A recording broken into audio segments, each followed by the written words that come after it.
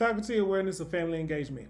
I'm Jacobus Jackson, a teacher at Chattahoochee County Education Center in the Chattahoochee County School District.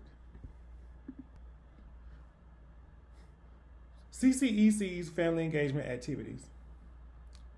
Some of the activities that Chatco participates in to promote their family engagement activities will be open house, STEAM night, which is usually held twice a year, in the beginning of the year and towards the end, Grandparents' Day lunch in September, a Veterans Day lunch in November.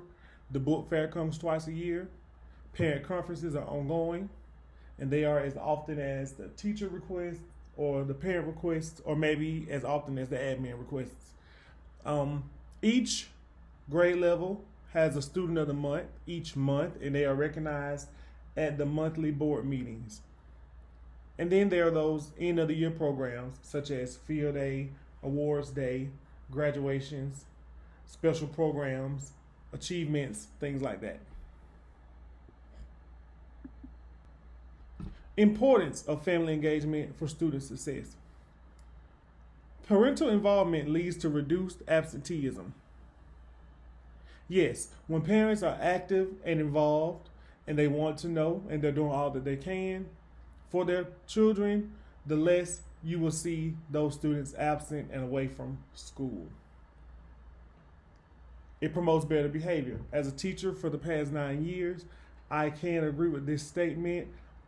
Those students who have involved parents and guardians, they do tend to act better at school, and they do have a better and a more positive outlook on school and their academics.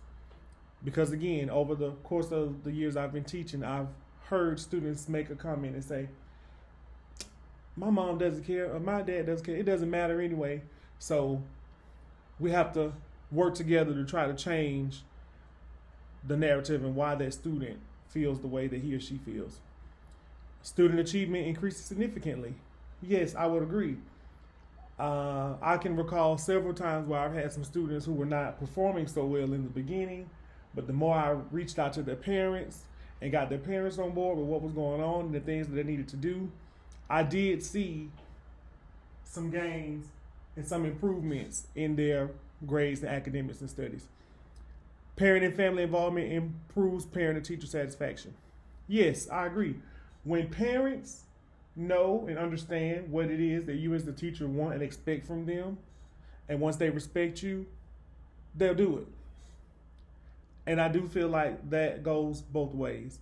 Once the parents come in and learn you and trust you as their child's teacher, they'll do what you need them to do. And then once we see that we have a parent who's active, who's engaged, who cares, and who wants to know, we're going to make sure that they do what they need to do for their kid so that their kid can be successful in school. And then therefore, the partnership works.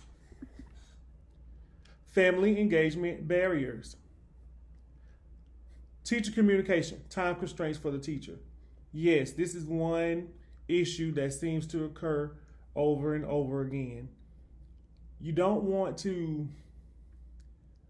talk to a parent too much to where you're bothering them, and then you don't want to not talk to them enough to where it seems like you don't really care. And then it's always be kind of hard to contact the parent because, again, they do work and they have lives as well.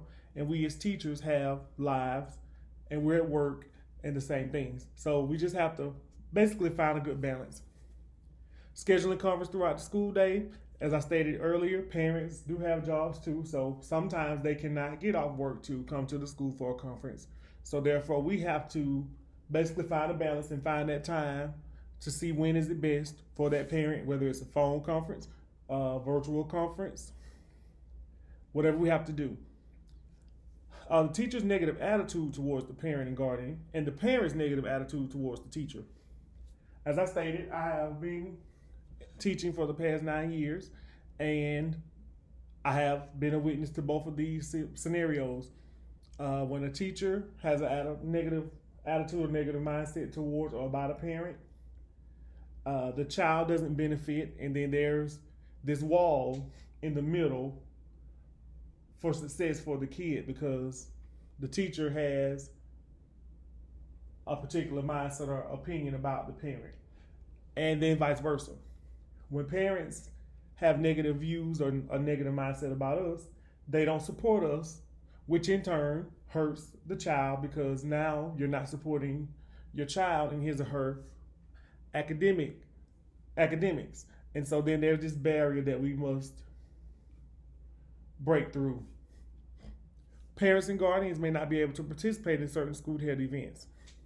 Yes, this is another one. Even those parents that are actively engaged and involved, sometimes you just can't make every single event. And that's life, we understand that. But as the teacher and future administrator, we still have to come up with ways to keep our parents and families involved as much as they possibly can. And schools have a structure that is off limits to parents and guardians. I've also seen over the course of the years where parents have used things such as you having to buzz in to get to the school, or you have to call and schedule a conference before you just come into the building, and you have to, have a pass, all those kinds of things. I've seen parents and guardians and families use that as a barrier to, okay, well, I just won't bother, I just won't come. And we don't want that. We don't want you to feel like you're not welcome, but at the same time, we have to make sure that everyone's safe and well cared for while they're at school. And I'm sure they want the same thing for their kids, even though it could seem like a hindrance for something that they're trying to do at that given time. Strategies to increase family engagement. Educate the parents and guardians. Oftentimes, I found myself kind of shocked about the things that our parents and guardians should know that they don't know. Also, create year-round activities. As we know, certain times of the year call for certain events, like we said, Veterans Day and Awards Day. We know when those things are. But sometimes we need some events where we can get parents in, as long as we effectively communicate with them and let them know what's being held and why it's being held and when we're doing it. And then they'll try to come in support. Personalized parent and guardian involvement. Yes, as I stated in a previous time, for those parents that can't make every single thing that goes on at the school, sometimes we, as the teachers and administrators, can go back and plan things for them to do so that they are involved. And the last one, encourage open communication. Make sure that it is a two-way street. Yes, yes, yes. The teacher shouldn't have to always contact the same parent over and over and over again, nor should the parent have to always contact the teacher over and over and over again. At some point throughout the school year, we as the teachers and administrators have to come up with ways to find a buy-in for our parents. And therefore, we must make sure that we build those relationships so that they trust us, so that when we need them,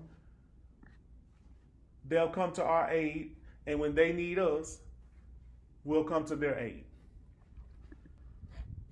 Administrative feedback. My principal stated, "Nice job. Thank you for sharing the presentation with me.